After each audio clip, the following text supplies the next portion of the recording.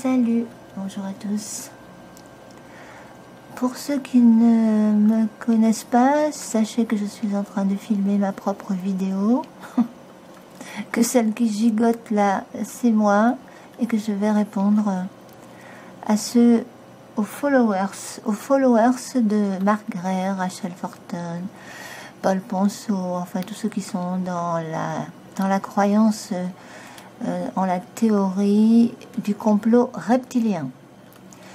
Alors, tout de suite, je vais rentrer dans le vif du sujet. Je vais vous dire simplement que je ne fais pas ça pour absolument discréditer, tourner en ridicule ou quoi. Non, je donne simplement un avis supplémentaire parce que je pense qu'il faut plusieurs avis sur la question, surtout sur la question métaphysique, hein, parce que je pourrais être d'accord avec Marc Gray sur ce qui se passe dans notre monde, mais il n'y a pas besoin de mettre des reptiliens là derrière. Les humains sont capables de bien pire. Et donc je suis forcément d'accord avec certaines de ces idées, on va dire à 50%, allez. Et puis après le reste, les délires métaphysiques et métapsychiques et tout ce que vous voudrez, là je ne peux pas adhérer à ça, parce que tout ça, ça sort tout simplement des films de science-fiction, je vous assure. Donc je vais vous donner je vais vous montrer un petit peu qui y a derrière ces films de science-fiction et le profil psychologique de ces personnes dont on parle peu quand même, parce que ça c'est quand même très important. Qui a pondu toutes ces idées sur la matrice reptilienne, etc. On sait que c'est David Icke, hein, d'abord, le premier, mais il y a aussi... Alors je ne sais pas si vous connaissez... cette vidéo, Marc Gray, vous le connaissez, mais cette vidéo, donc à 21h09, Marc Gray est en train de nous dire textuellement... Je vais enlever l'image parce que j'ai peur d'être bloquée à cause de ça. Hein. Souvent, on me bloque les vidéos quand je prends du contenu qui ne m'appartient pas. Alors, oui, à 21 minutes 09, par là, Marc est en train de nous expliquer. Il nous parle d'un certain Philippe K. Je vais venir sur le profil de ce monsieur, totalement déjanté, drogué, cramé, le cerveau cramé par la drogue, qui a écrit, donc, qui était inspiré, oui, mais sous drogue. Et c'est lui qui est derrière les livres de science-fiction, dont on a fait les films de science-fiction sur les extraterrestres reptiliens, etc., les archontes, etc., etc., ainsi que David Icke. Les deux personnages sont totalement déjantés, je pourrais dire. De mon point de vue, je ne vais pas y aller avec le dos de la cuillère. Pour moi, ce sont des malades mentaux. Même s'ils disent des vérités, ce sont néanmoins des malades mentaux. Parce que les fous disent des vérités aussi, hein, évidemment. Mais après, ça va vraiment... Après, ils disent des vérités sur le système humain, les politiques, les médias, etc. Et pas mal de vérités. Alors, je vais quand même vous montrer des choses que vous ne savez peut-être pas.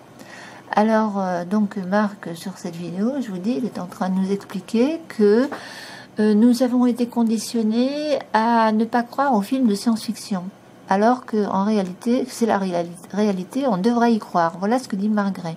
Donc, Marc Gray croit littéralement aux films de science-fiction. Il n'a visiblement pas assez de recul, de discernement pour démêler le vrai du faux, la fiction de la réalité, quand on sait que n'importe quel roman, roman de science-fiction ou autre, c'est du roman, c'est écrit à partir de son propre vécu, à partir de ce qu'on observe dans la société, etc. Donc il y a forcément du vrai, il y a aussi de la biographie.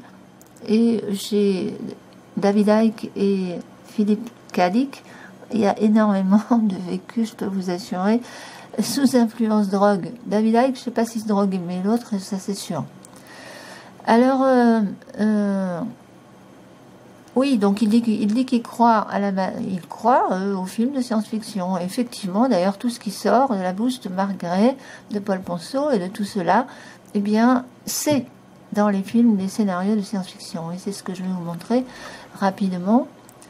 Et donc, il cite ce monsieur. Alors, David Icke, dont on a fait un film de son livre, hein, et il s'est fait des coucougnettes en or, hein, lui, avec ses livres et ses films.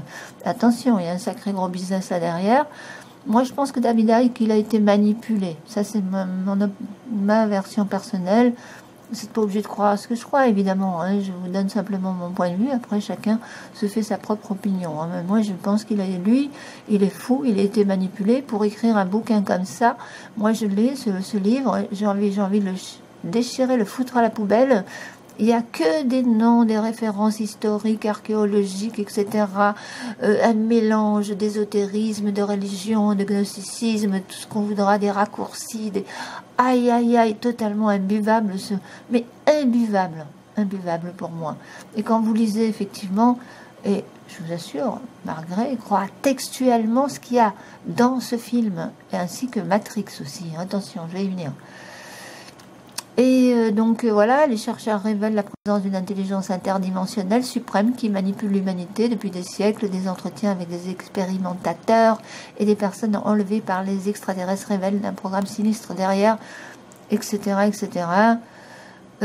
Moi, je pense que les Américains, ils sont en train de nous manipuler pour qu'on croie. Puis eux, ils ont des technologies pour balancer des hologrammes, les Américains, ça on le sait. Donc ils peuvent fabriquer des hologrammes, des ovnis, tout ce que vous voulez, ils peuvent faire ce qu'ils veulent un peu les Américains. Et s'ils veulent nous conditionner à croire à cette réalité-là, c'est qu'il y a une raison derrière. Ils veulent nous imposer, ils veulent que... Vous savez, quand un peuple il a peur, eh bien il s'unit. Et ils veulent l'unification du peuple pour nous imposer, quoi ? La gouvernance mondiale, le nouvel ordre, etc., l'ère transhumaniste, etc., etc. Seulement, voilà, eux participent à ça. Moi, je prétends que David Icke, que tous ceux qui croient à ces histoires-là et qui sont en train de vouloir nous faire peur à cette éventualité-là, travaillent pour ceux qui veulent nous imposer la gouvernance. Ça n'engage que moi. Et vous verrez que ça tient la route, vous savez mon raisonnement. Alors, Alien, machin, alors ok, alors David Icke, si vous lisez ça, son profil psychologique, ça c'est un... J'ai été carrément sur le site USA, Google USA, parce que sinon vous avez pire. Alors j'ai vu les critiques de tout ce qui se dit sur David Icke aux États-Unis. Je peux vous assurer qu'énormément de gens pensent que c'est un malade mental, bien qu'il dit des vérités, etc. Et c'est énorme, d'ailleurs il s'est pris pour Dieu, etc. Enfin voilà, vous savez, des fous il y en a, hein, à peu près, voilà, il est dans le New Age, dans les théories New Age, il a eu des hallucinations, impression de présence, paralysie momentanée des membres inférieurs, hallucinations auditives, sensations faciales qu'il a interprétées comme des esprits essayant de le contacter, un petit peu comme tous ceux qui disent là dans les commentaires, ah je suis parasité, j'ai des pensées parasites, ça ne m'appartient pas, c'est forcément la technologie reptilienne. Mais il faut arrêter de regarder les films, hein. Arrêtez de regarder les films et ne touchez pas à la drogue. Voilà ce que je peux vous dire. Vous lirez tout ça, c'est assez intéressant et on s'aperçoit vite quand même que là il y a un gros problème quoi. Alors maintenant,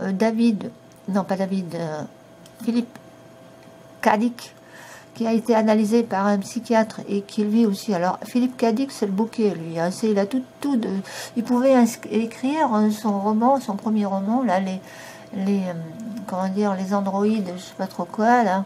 Attendez. C'est quoi? Voilà, c'est ça, son premier bouquin, à Philippe K. Dick. C'est apparemment, il est très idolâtré dans ceux qui...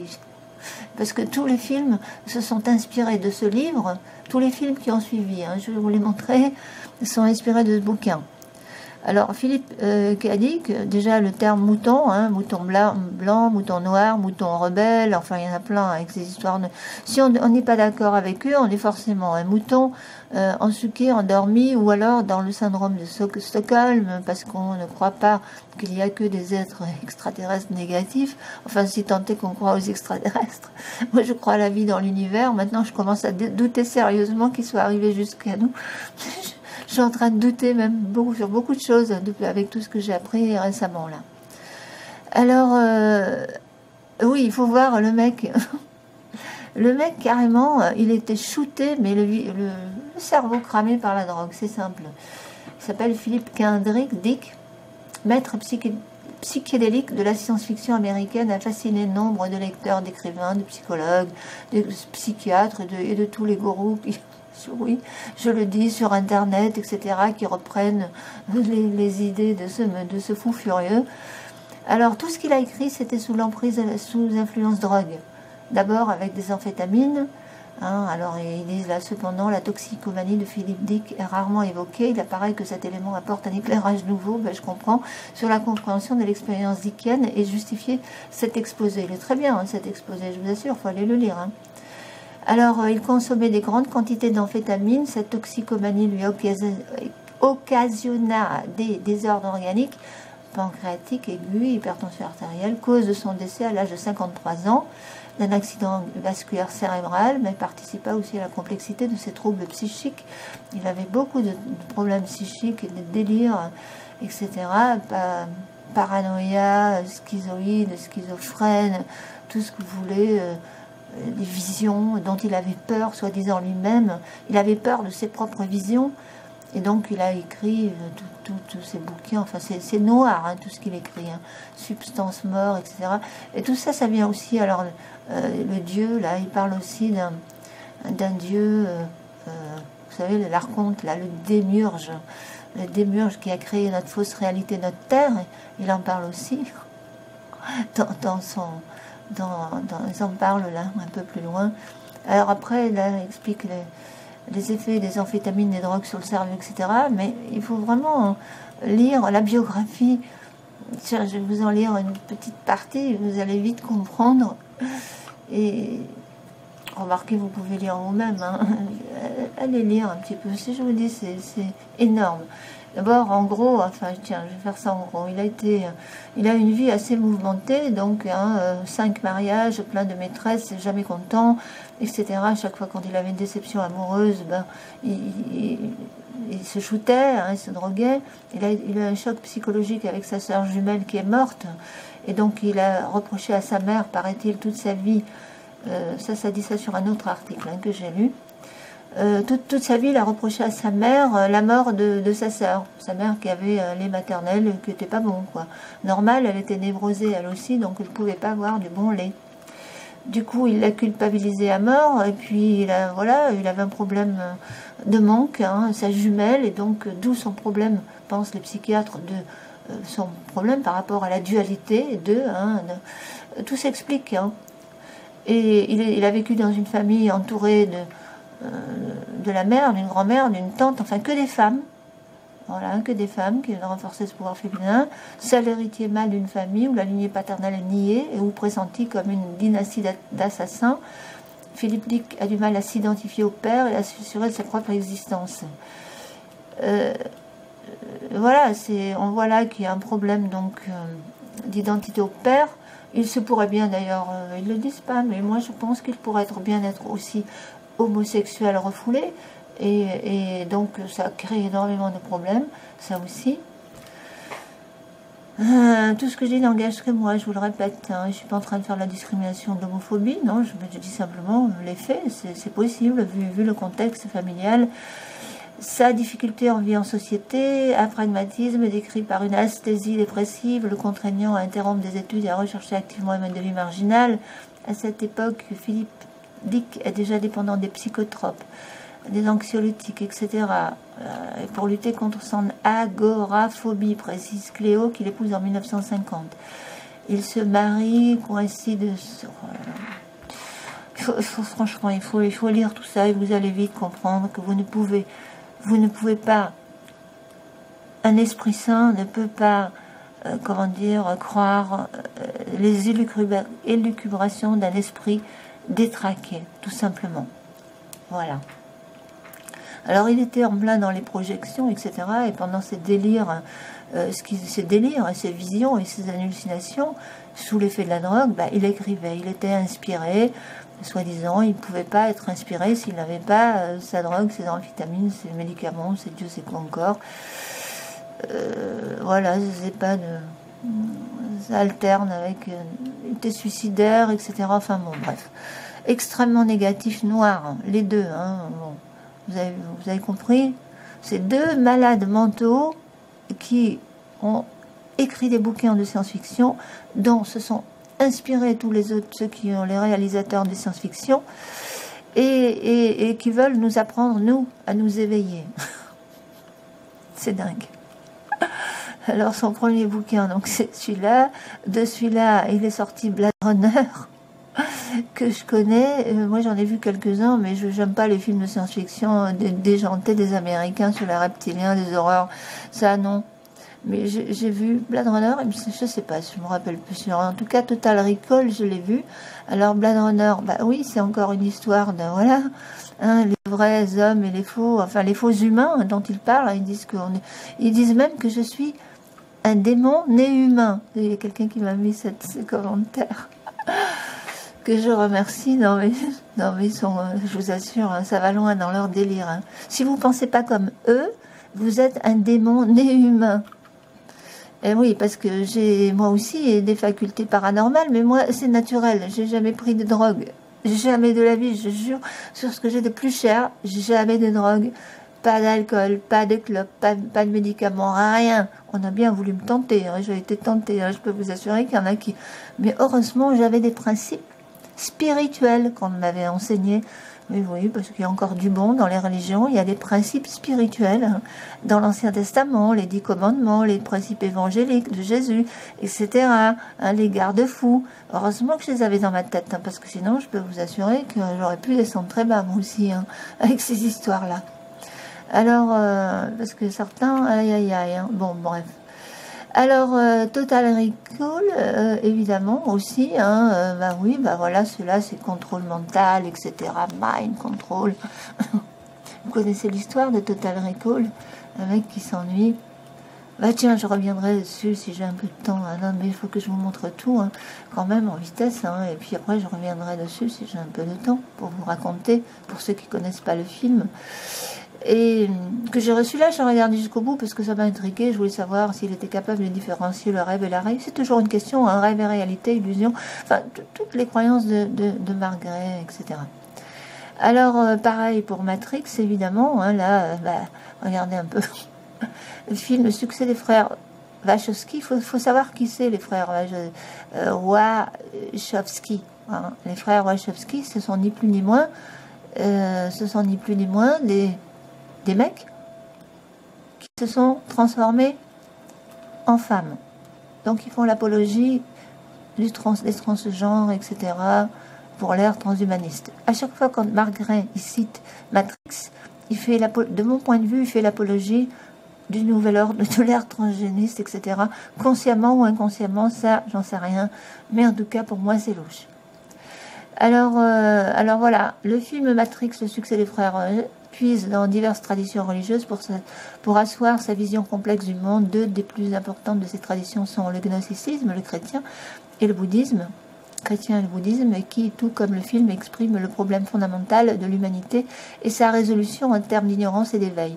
Par ignorance, les êtres humains croient réel le monde matériel, pourtant ils peuvent s'éveiller de ce rêve par l'entreprise d'un guide qui leur enseigne leur vraie nature. Moi, je suppose que les guides, c'est Margaret, Paul Ponceau, etc., David Icke. C'est à mourir de rire, non ? Pour celui qui veut, alors il croit qu'on est complètement conditionné à ne pas nous éveiller, qui nous empêche de nous éveiller, alors que les livres ésotériques, etc., c'est dans les librairies depuis des décennies. Moi, je les ai connus depuis 25 ans, entre 25 et 30 par là, et que j'ai commencé à m'intéresser à tout ça, et quand on cherche, on trouve, et quand on veut s'éveiller, on s'éveille. Il n'y a personne qui nous empêche de nous éveiller, hein, n'inquiétez pas. Alors, on voit vraiment que là, voilà, ils se croient éveillés, ils veulent nous éveiller. Enfin, on n'a pas du tout la même conception de l'éveil. Ça, j'ai remarqué, mais alors, pas du tout. Eux, c'est l'éveil de Matrix, des films de science-fiction. Il suffit d'avoir des dons parapsychologiques ou paranormaux, etc. Ils se croient éveillés, peut-être qu'ils se croient éveillés parce qu'ils ont des dons. Enfin des dons qui sortent de leur corps, ils ont des rêves lucides, etc. Et puis des rêves, je vous dis, moi aussi je le fais sans drogue, ça m'est venu naturellement et je prétends pas dire que c'est la réalité absolue. Pour moi c'est c'est mon expérience personnelle, c'est mes ressentis personnels et ce que je vois c'est très personnel et ça varie vraiment hein, d'une personne à l'autre. Donc oser dire que ce que je vois c'est la réalité, que vous devez absolument y croire, jamais de la vie je me permettrai de faire ça. J'ai gardé bien les pieds sur terre et la tête en l'air si j'ai envie de rêver, mais j'ai les pieds bien sur terre. c'est pas une illusion. Notre Terre, c'est bel et bien une réalité dense. Si on sait ce que c'est que la matière, enfin d'après certains qui s'intéressent à la physique quantique, qui disent que la matière, c'est de l'énergie densifiée. Et ça, je trouve que ça c'est très logique. Il y a différents niveaux d'énergie densifiée. Bon, enfin, je reviendrai là-dessus éventuellement, mais bon. Alors, pour vous montrer, donc, tout sort des films de science-fiction, leurs croyances. Tout, mais alors tout. Alors voilà, donc, ces fameux frères, ceux qui sont derrière la matrice, hein, j'arrive pas à prononcer leur nom, Wachowski, ou Wachowski, je sais pas trop. Alors, donc, ils ont décrété, parce que vous savez, hein, dans ceux qui croient à la matrice, hein, j'ai vu que leur objectif, c'est d'être qui ils sont vraiment. Hein. Ils veulent choisir qui ils sont, je suis, et soi-disant, eux aussi dans ce domaine-là, apparemment, hein, parce qu'ils ont voulu être femmes, mais ils n'étaient pas bien dans leur corps d'homme, ils ont décrété que, voilà, c'est un petit peu... Enfin, vous avez compris, donc c'est la promotion de toutes ces histoires. Bah, ils sortent ces histoires aussi sur l'ère transhumaniste du meilleur des mondes. Hein. Mais ça, je vous dis, ça c'est une réalité à laquelle travaillent tous ceux qui croient, tous ceux qui veulent le nouvel ordre, la gouvernance mondiale et l'ère transhumaniste. Bien sûr, il y a une partie de la population qui veut ça, et qui a envie de ça. Parce qu'ils n'ont plus envie de faire des enfants, de souffrir, etc., d'accoucher normalement. Alors tout ça, et c'est d'ailleurs la raison pour laquelle, je vous dis, je vous en parlerai sur une autre vidéo, ces histoires de gros porcs, de moyens porcs et de petits porcs, c'est un rapport avec ça. Et je développerai sur une autre vidéo, parce que vous allez voir, ça tient la route aussi. Moi, c'est pas possible. Moi, j'ai une vue d'ensemble, là, vous savez, une vue synoptique sur les choses, là. Alors... son histoire, gardien de la matrice, ça vous rappelle rien, hein, le gardien du karma. Margaret est persuadée que de l'autre côté, si vous passez de l'autre côté, il y a des faux êtres de lumière qui sont des hologrammes balancés par les reptiliens, qui ont la technologie reptilienne. Tout est faux de toute façon. De l'autre côté, c'est faux aussi, forcément. Et c'est un piège. Et vous allez être tiré vers une fausse lumière dans un piège reptilien. Ils vont effacer votre mémoire et vous allez être obligé de vous réincarner encore et encore pour souffrir, mourir, souffrir, pour générer des émotions négatives dont ils vont se nourrir, comme si ils n'ont pas les autres d'un autre, comme s'ils ne pouvaient pas se nourrir d'une autre énergie, de l'énergie cosmique tout simplement. Non, mais je reviendrai dans les détails après, hein, pour expliquer mon point de vue, parce que là c'est pas possible de tout faire en même temps. Alors, donc, sa théorie sur, oui, après la vie, et là, ça vient de là, hein, tout est là-dedans, je vous assure. Ensuite, il y a aussi la série Sense8 sur Netflix, hein, voilà. Moi, j'ai regardé une série par curiosité, puis je dis, ok, d'accord, là, je commence à mieux comprendre. Alors, Sense8, c'est un groupe de sensitifs, et c'est sponsorisé par les LGBT. Vous voyez où je veux en venir. Alors, moi, j'ai rien contre les LGBT, hein, j'ai rien contre. Quand ils font la promotion comme ça m'énerve un peu. Moi, je veux bien ne pas être dans la discrimination. J'ai jamais discriminé ni les homosexuels, ni les transgenres, parce que si vraiment c'est réel et qu'ils ont un problème d'identité, qu'ils sont malheureux, etc., là, je peux encore comprendre tout ça. Et on n'a pas à les discriminer, hein, voilà. Sur notre planète, il y a des tas de gens avec des tas de problèmes, des tas de différences, etc. Mais quel besoin, hein, de faire la publicité comme ça en permanence? Et là, je crois que c'est louche. Pour moi, ça c'est louche, ça participe à ce projet transhumaniste, hein, de faire des bébés, parce qu'ils veulent avoir la liberté de choisir tout simplement leur sexe, et puis c'est tout, hein, dans la nouvelle ère transhumaniste, il n'y aura plus d'hommes ni de femmes, ce sera donc, je sais pas, qu'est-ce qu'on sera, enfin moi je serai plus là, hein, mais je sais pas ce que ce sera comme être humain, un être humain asexué, et qui naîtra donc comme dans le film Le meilleur du monde, hein, qui naîtra là-dedans, quoi, dans des incubateurs, et on pourra donc choisir les caractéristiques. C'est une forme d'eugénisme, de toute façon c'est déjà en route, hein. Alors il y en a qui sont choqués par l'eugénisme, mais ça c'est de l'eugénisme, hein, ni plus ni moins. Mais bon, si c'est pour avoir un bébé, à la limite, vous savez, il y a des... Bon, je reviendrai dessus, sur cette histoire-là.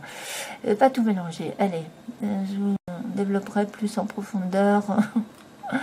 Alors, oui, donc voilà. Alors, c'est comme vous savez, aujourd'hui, hier, il y avait les gay games à Paris. Ou gay gate, je sais plus, non, c'est les jeux, les gay games.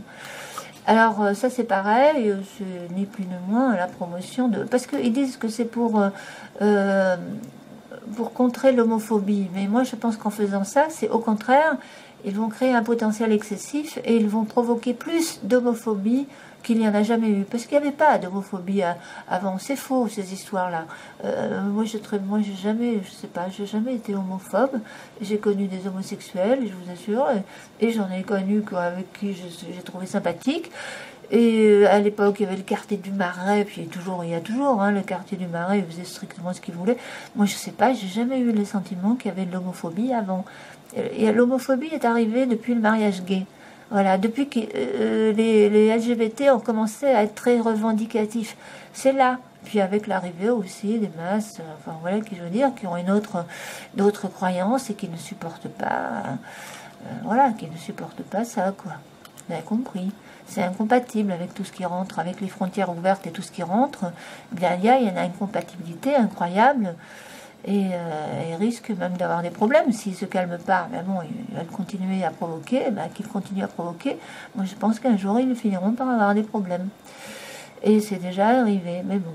Alors, voilà, il faut savoir quand même tout ce qu'il y a derrière, n'est-ce pas? Jusqu'au dernier, ça, ils en ont parlé hier, un flashback, c'est un jeu vidéo, apparemment. Toujours pareil, avec des histoires d'aliens. Et cette histoire aussi de mémoire, ah oui, qu'ils effacent, ça aussi, c'est dans les films, je crois que c'est dans Les Gardiens de la Matrice. Et aussi là-dedans, dans ce jeu vidéo, altération, dans un monde où les souvenirs des individus peuvent être altérés, faussent leur jugement, enfin voilà quoi. Et ceux qui croient, oui, croient réellement qu'il y a une technologie reptilienne et qui nous... Si c'était le cas, on aurait tous des problèmes de mémoire. Moi, j'ai une très très très bonne mémoire, je vous assure. J'ai une meilleure mémoire même que mes enfants. Des fois, je leur dis, tu te rappelles de ça? Non, ils se rappellent pourtant. Ils étaient déjà capables de se rappeler. Puis même, les gens autour de moi, enfin bon, peu importe, je parle pas de moi. Mais allez, non, ces histoires de mémoire effacée, c'est également dans les scénarios des films. Et évidemment, toutes ces personnes croient, j'ai vu ça sur un de leurs sites, d'un phénomène américain dont je parlerai sur une prochaine vidéo, qui y croient à la loi de Murphy. Vous savez, la loi de l'emmerdement maximum. Alors avec un état d'esprit comme ça, voilà, la loi de Murphy. Cliquez là-dessus, vous allez voir ce que c'est la loi de Murphy. Eh bien, avec un état d'esprit comme ça, vous voyez la vie à travers votre prisme, un prisme très noir, des lunettes noires. Et on comprend que derrière, écoutez, c'est assez simple à comprendre, je ne vais pas vous faire un dessin, et je vais revenir là-dessus. Je vous ai donné matière à réflexion, à vous d'en tirer des conclusions, mais moi je crois que c'est pas anodin tout ça quand même, ce qu'il y a derrière et qui y a derrière, et les cerveaux détraqués qu'il y a derrière. Et sur ce, je vous dis merci pour l'écoute et à bientôt. Je vais continuer, ne vous inquiétez pas, j'ai encore beaucoup d'arguments sur des questions bien précises. Mais bon, voilà. Alors, à bientôt et merci pour l'écoute. Ne faites pas d'imprudence avec cette canicule. Ne vous surestimez pas si vous faites des activités sportives. N'allez pas sur les autoroutes quand le vent souffle et qu'il y a des feux qui vont se déclarer. Évitez les endroits souterrains, les métros. Ah non, mais il faut être logique. Enfin voilà, quelques petits conseils.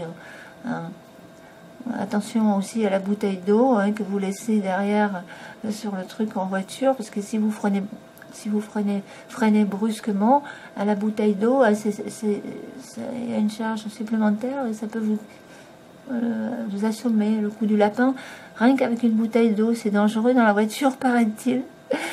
Et puis il y a comme ça plein de choses. Non, c'est vrai, aujourd'hui il faut faire très attention avec tout ce qui se passe, ce changement climatique, etc. Et des règlements climatiques et tout ça, ça va s'accentuer. De toute façon, c'est inévitable. Donc il faut être de plus en plus prudent et conscient. et responsable.